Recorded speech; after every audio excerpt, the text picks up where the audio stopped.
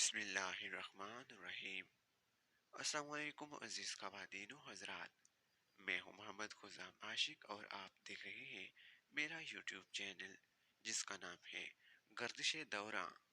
اس video کے اندر ہم شمشیر بے نیام کی قسط نمبر 17 لے کر حاضر ہوئے ہیں۔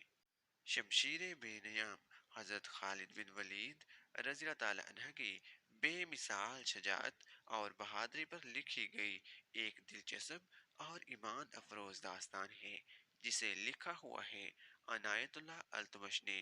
تو چلیں اس ایمان افروز داستان کی قسط نمبر 17 شروع کرتے ہیں۔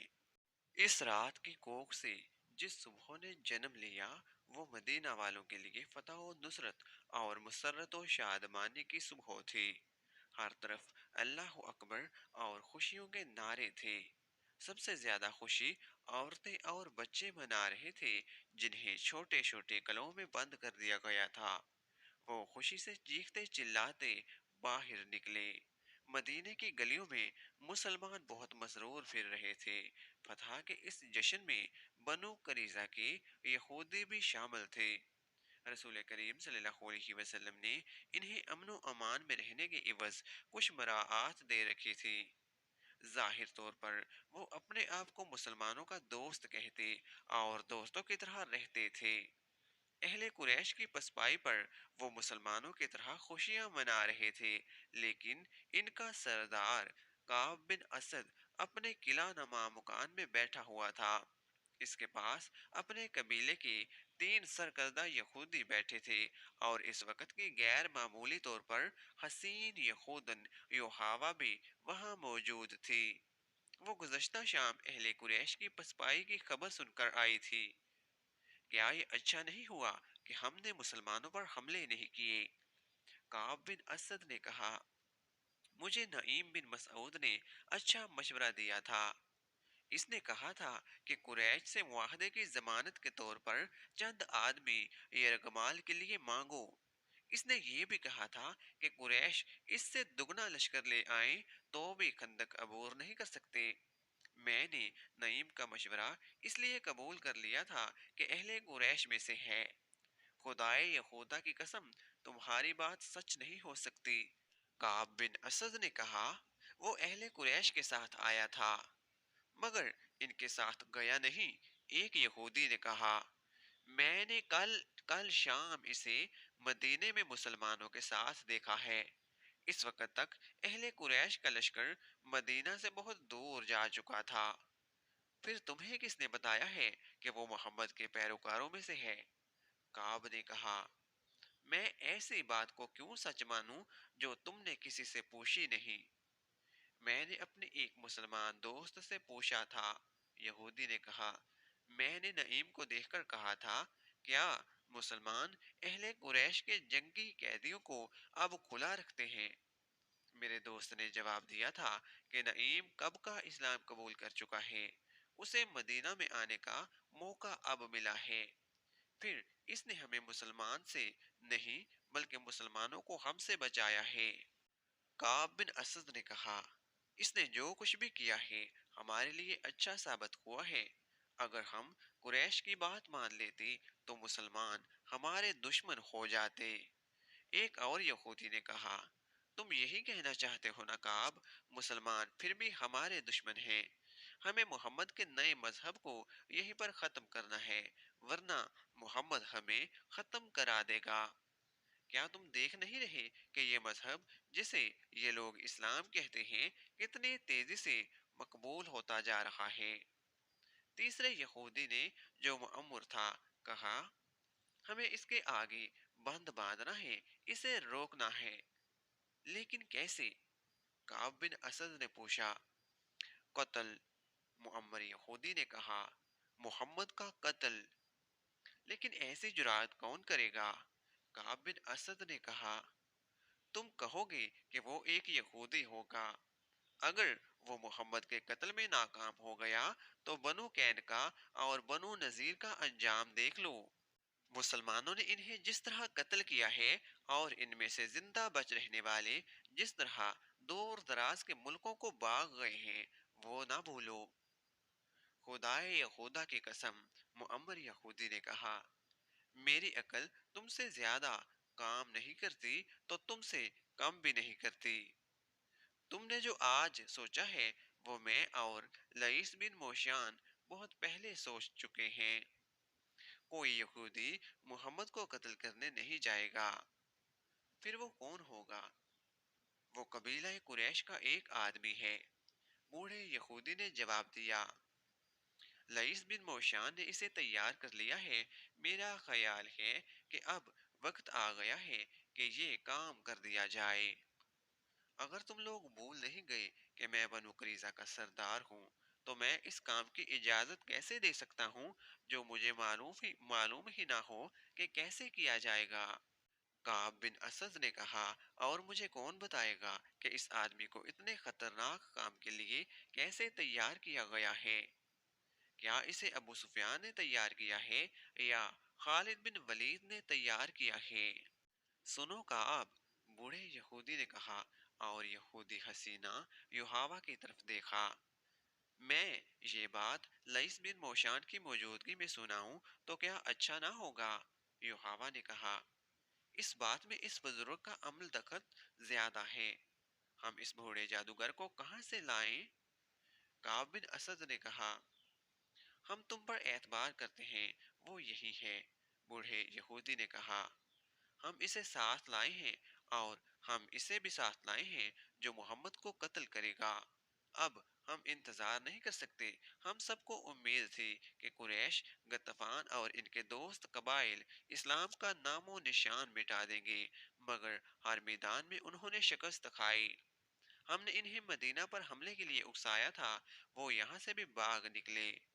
खुदाई खुदा की कसम, काब, तुमने मुसलमानों पर अकब से हमले ना करके बहुत बुरा किया है। मैं इसकी वजह बता चुका हूँ।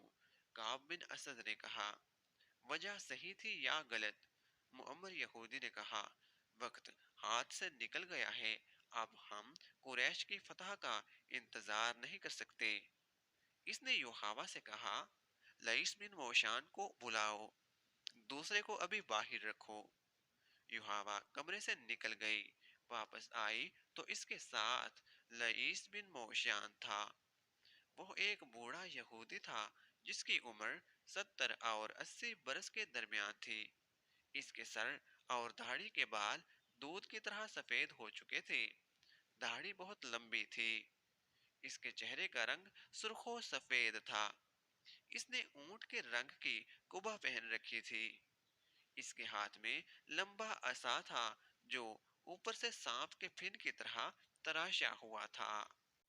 लईस बिन मोशान को यहूदियों में जादूगर के नाम से शोहरत हासिल थी। शाबदाबाजी और काले इलम में वो महारत रखता था। वो मक्का और मदीना के दरमियान किसी गांव का रहने वाला था।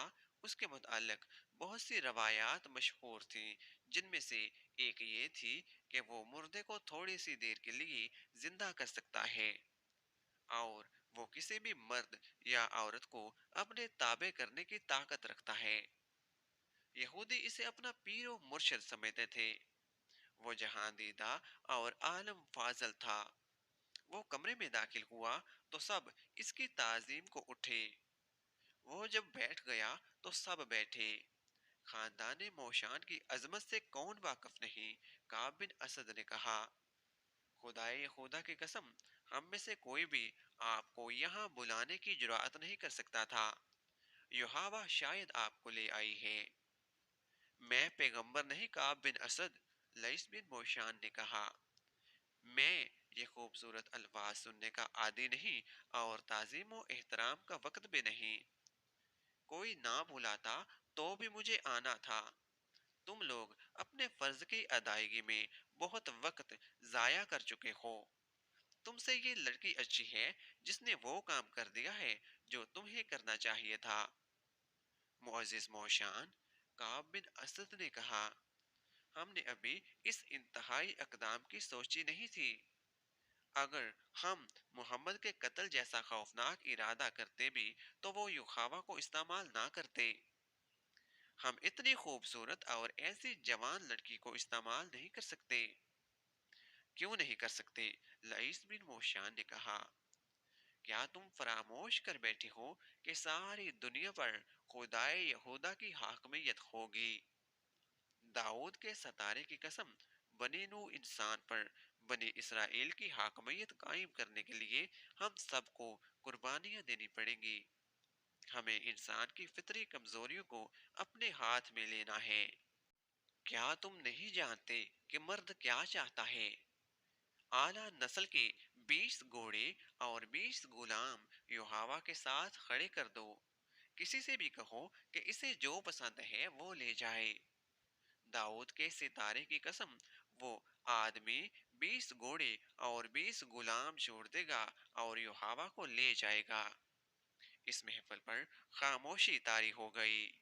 میں دیکھ رہا ہوں کہ تم میری بات نہیں سمجھ سکے، لئیس بن موشان نے کہا۔ تمہارے دماغوں میں اپنی بیٹیوں کی عصمت سمائی ہوئی ہے۔ میری بات غور سے سنو، عصمت کا شرم و حیا کے ساتھ کوئی تعلق نہیں۔ یہ ایک ہتھیار ہے جو ہمیں اپنے دشمنوں کو بیکار کرنے کے لیے استعمال کرنا ہوگا۔ بدی کیا ہے، نیکی کیا ہے، میں جانتا ہوں۔ تم مجھے کیا جواب دو گے؟ یہ جواب صحیح ہوگا، لیکن جب تم دنیا کے کونے کونے تک یہودیت کو پہنچانے کی بات کرو گے تو بدی اور نیکی کے معنی بدل دیے جائیں گے۔ محمد برائی اور بدی ختم کر رہا ہے۔ ہمیں برائی اور بدی پیدا کرنی ہے، مگر ہم خود برے اور بدکار نہیں ہوں گے۔ اگر تم روئے زمین پر پھیلی ہوئی نسل انسانی کو اپنی غلامی کے جہنم میں ڈالنا چاہتے ہو تو غیر یہودیوں کو جنت دکھاؤ، انہیں جنت کی حوریں دکھاؤ، انہیں میٹھی شراب پلاؤ۔ یہ لوگ بدمست حیوان ہیں، ان میں اور زیادہ حیوانیت پیدا کر دو۔ یہ مت سوچو کہ اچھا کیا اور برا کیا ہے، یہ دیکھو کہ یہودیت کی حاکمیت کے لیے اچھا کیا ہے، خواہ وہ برا ہی ہو۔ اس نے یوحوا کی طرف دیکھا اور بولا، انہیں بتاؤ یوحوا، انہیں سمجھاؤ۔ یوحوا کے ہونٹوں پر مسکراہٹ آ گئی اور اس نے ایک کہانی سنا دی۔ یہ کہانی چند ماہ پہلے مکہ سے شروع ہوئی تھی۔ یوحوا نے شرم و حجاب کے بغیر سب کو سنایا کہ وہ قریش کے 3 نامور سالاروں خالد، اکرمہ اور صفوان کو اپنے حسن و جوانی کے طلسم میں الگ الگ گرفتار کرنا چاہتی تھی۔ اس نے انہیں آپس میں ٹکرانے کی سوچی تھی، لیکن ان میں کوئی بھی اس کے ہاتھ نہ آیا۔ اس نے یہ بھی سوچا تھا کہ وہ تینوں کے دلوں میں اپنے سردار ابو سفیان کی نفرت پیدا کر دے گی، لیکن خالد پتھر ثابت ہوا۔ یوحوا نے کہا، اس نے مجھے دھتکارا نہیں، لیکن وہ دلچسپی بھی ظاہر نہ کی جس کی مجھے توقع تھی۔ میرا خیال ہے اکرمہ اور صفوان پر خالد کا ہی اثر ہے۔ یہ تینوں جنگ و جدل کے دل دادا ہیں، اس کے سوا کچھ سوچتے ہی نہیں۔ یوحوا مایوس نہ ہوئی، اس نے اپنی کوششیں جاری رکھی۔ خالد سے اس نے توجہ ہٹا لی کیونکہ اس کے دماغ میں یہی ایک سودا سمایا ہوا تھا کہ مسلمانوں کو میدان میں شکست دینی ہے اور رسول اکرم کو میدان جنگ میں یا جنگی قیدی بنا کر قتل کرنا ہے۔ ایک روز یوحوا مکہ سے 4 میل دور ایک گاؤں میں گئی اور دن کے پچھلے پہر وہاں سے واپس چلی۔ اس کے ساتھ 2 لڑکیاں اور 3 آدمی تھے۔ وہ سب یہودی تھے اور وہ 2 گھوڑوں والی گاڑی پر سوار تھے۔ ابھی آدھا راستہ بھی طے نہیں ہوا تھا کہ وہ صحرائی آندھی آ گئی جو ریت کے ٹیلوں کو اڑا کر لے جاتی ہے۔ ایک تو اس کی رفتار اتنی تیز ہوتی ہے کہ تنو مند آدمی بھی پاؤں جما کر کھڑا نہیں رہ سکتا۔ اگر جسم کا کوئی حصہ ننگا رہ جائے تو ریت اتنی زور سے ٹکراتی ہے کہ کھال اترتی محسوس ہوتی ہے۔ اونٹ گھوڑے بے قابو ہو کر بھاگ اٹھتے ہیں۔ اچانک ریت کی ایک دیوار جو زمین سے آسمان تک پہنچی ہوئی تھی بڑی تیزی سے آئی اور ان یہودیوں کی گھوڑا گاڑی کو اس دیوار نے نگل لیا۔ فضا لال ہو گئی، ریت کے تھپیڑے اتنی زور سے پڑنے لگے جیسے بحری طوفان میں موجیں اٹھ اٹھ کر کشتی میں پڑتی اور کشتی کو پٹکتی ہیں۔ ٹیلے जड़ों से उखड़ने लगे। सहराई आंधी में रुककर खड़े हो जाना बहुत ही खतरनाक होता है। रेत इस तरह जिस्म से टकराकर वहीं इकट्ठी होने लगती है, जैसे कोई बेलचे से रेत फेंक रहा हो। कुछ देर बाद वहां रेत की ऊंची ढेरी बन जाती है और इसमें एक इंसान दफन होता है, मगर वो जिंदा नहीं रह सकता। आंधी हमारे पहलू की तरफ से आई थी, युहावा ने सुनाया। घोड़े रेत से लदे हुए जकड़ बर्दाश्त न कर सके और बेलगाम हो गए। उन्होंने अपना रुख आंधी के रुख के मुताबिक कर लिया और सरपट दौड़ पड़े। आगे छोटे बड़े गड्ढे आ गए। घोड़ा गाड़ी बड़ी जोर से उछलती डोलती और बेलगाम घोड़ों के रहमो करम पर उड़ी जा रही थी। गाड़ी के अंदर इस कदर रेत आ रही थी कि अपना आप भी नजर नहीं आता था। एक जगह गाड़ी के एक तरफ के पहिए गड्ढे में चले गए या दूसरी तरफ के पहिए ऊंची जगह चढ़ गए। गाड़ी एक तरफ से इतनी ऊपर उठ गई कि इसका एक पहलू के बल गिरना यकीनी था, लेकिन गाड़ी ना गिरी। इसे इतना सख्त झटका लगा कि मैं जो इस तरफ बैठी थी लढ़क कर बाहर जा पड़ी। गाड़ी आगे निकल गई। मैं कला कला बाजियां खाती गई, संभल कर उठी और अपने साथियों को पुकारा, मगर आंधी के जन्नाटों और इसकी चीखों में अपनी आवाज मुझे भी मुश्किल से सुनाई दे रही थी। मेरे साथ गाड़ी में जो बैठे थे उन्होंने मुझे शायद गिरते नहीं देखा था। अगर देखा तो इनमें से किसी ने इतनी हिम्मत ना की कि मेरे पीछे कूद आता ताकि मैं तन्हा न रहती। मैं इतनी खौफजदा कभी नहीं हुई थी और मैं ऐसी खौफनाक आंधी में भी कभी नहीं फंसी थी। आंधी में कुछ नजर नहीं आता था। मेरे नीचे कोई रास्ता नहीं था। मुझे ये भी मालूम था कि घोड़े सही रास्ते से हटकर ना जाने गाड़ी को किस तरफ ले आए थे। मैं चेहरे पर कपड़ा डाले आंधी के रुख में जा रही थी। पाँव जमते नहीं थे। युहावा को आंधी धकेलती जा रही थी। अचानक आंधी की चीखें बहुत ही बुलंद और डरावनी हो गईं। युहावा पहले नीचे गई। वो घाटी थी जो वो आंधी के जोर पर उतर गई। फिर वो एक दीवार से टकराई। ये रेतली मिट्टी की दीवार थी। युहावा इस पर हाथ रख रख कर आगे चलती गई। ये नशीबी जगह थी जिसमें मिट्टी के टेले और टिंड मुंड से सहराए दरख्त भी थे। यहाँ आंधी की चीखें ऐसी हो गई थी जैसे बहुत सी औरतें चीख चिल्ला रही हों। बाज चीखें आंधी की लगती ही नहीं थी। ये इंसानों की भी नहीं लगती थी। ये चुड़ैलों या दरिंदों की मालूम होती थी। ये यहूदी हसीना जो अपने आप को निडर और दलेर समझती थी, खौफ से रो पड़ी।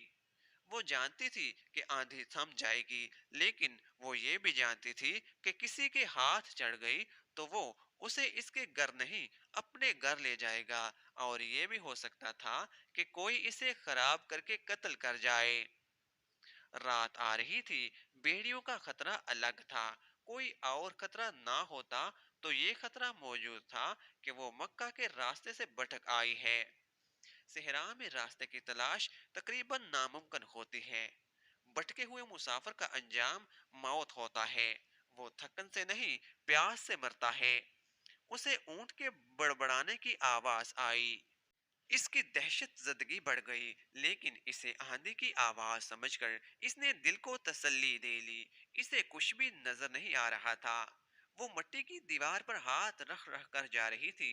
ये दीवार बहुत बड़ा टीला था जो आगे जाकर घूम गया। ऊंट की आवाज एक बार फिर सुनाई दी। अब ये आवाज बहुत करीब से आई थी, इतनी करीब से कि युहावा रुक कर पीछे हट आई। अब इसे शक हो रहा था। ये ऊंट की ही आवाज थी। ऊंट अकेला नहीं हो सकता। दो तीन आदमियों का वहां होना जरूरी था। ये आदमी इसके हमदर्द तो नहीं हो सकते थे। वो गुनाह और बदकारी का दौर था। युहावा ने वहां से भागने का इरादा किया, लेकिन किस तरफ, कहां? वहां कोई पनाह नहीं थी।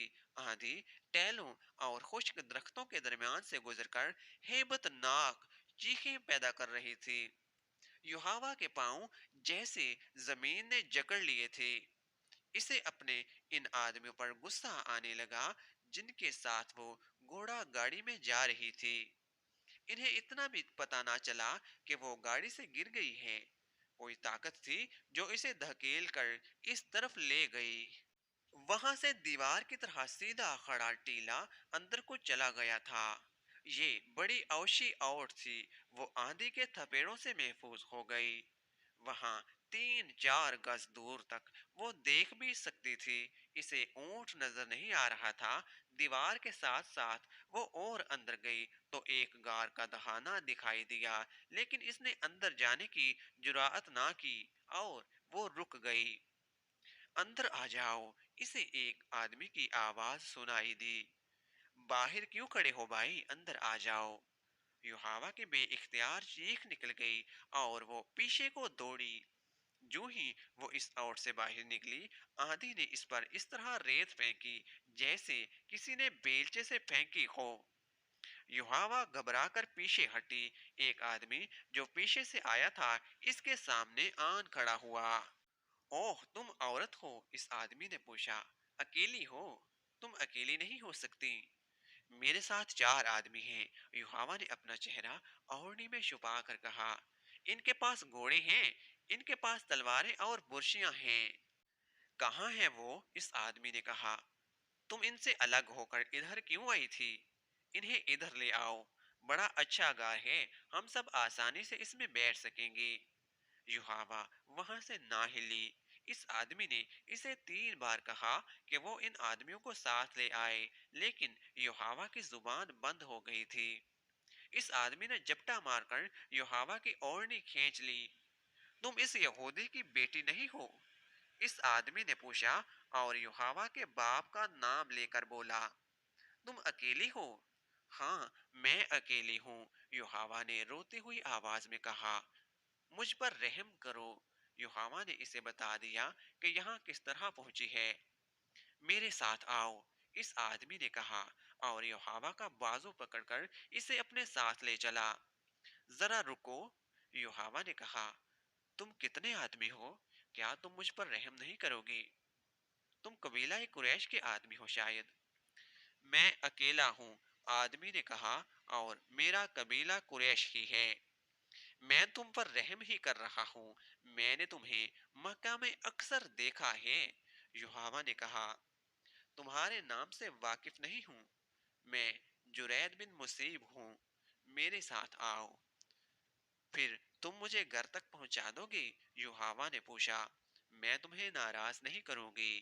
خواتین و حضرات، شمشیر بے نیام کی قسط نمبر 17 یہاں پر مکمل ہو گئی ہے۔ اس ایمان افروز داستان کی اگلی ایک ساتھ دیکھنے کے لیے ہمارے چینل گردش دورہ کو سبسکرائب کیجیے۔ تو ملتے ہیں اسی سلسلے کی اگلی ایک ساتھ کے ساتھ، تب تک کے لیے مجھے اجازت دیجیے۔ اللہ تعالی ہم سب کا حامی و ناصر۔ جزاک اللہ۔